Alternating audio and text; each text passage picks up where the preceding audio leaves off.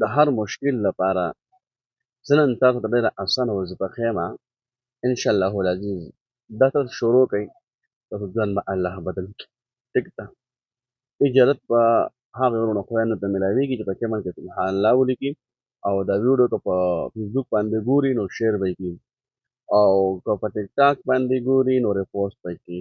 ولې ډېرو مصروفیاتو باوجود تاسو زه ښایسته ښایسته وظایف راوړم، نو ولې نه چې موږ تاسو ثواب په نیټ باندې دا ریپوسټ کړو، دا شیر کړو، موږ ته الله اجر راکړي.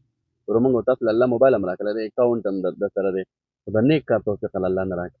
ټیک ده. دا به ډېر بدبختي وي. تا سره موبایل هم دی، د ما ویډیو هم وکتله او تا ته پته ولګېده دا د شیر کوم نو بل ورته فایده میلاو شي، ته شیر دې نه کړله نو خفه کېږه مه.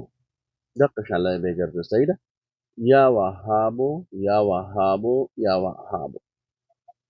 دا چې کله ته د مازدیګر د لمانځه نه بعد کښېنې، که په ناسته که په ولاړه کور ته ځې، په جومات کې، په هر ځای کې چې دا چې ته 314 پېرې ووایې که نه، دا صرف د مازدیګر د لمانځه نه بعد فوراً په څه دعا وغواړه، الله دې دله قبلوي انشاءالله العزیز. چې څه مشکل وي، ویزې مسله د کاروبار مسله د جاب مسله د رشتې مسله انشاءالله العزیز الله به سر ته رسوي په دغه ټایم کې. ښه د حرامو نه به ځان ساتي، ګناهونو نه به ځان ساتي، 5 وخته لمونځ به ورسره کوې انشاءالله.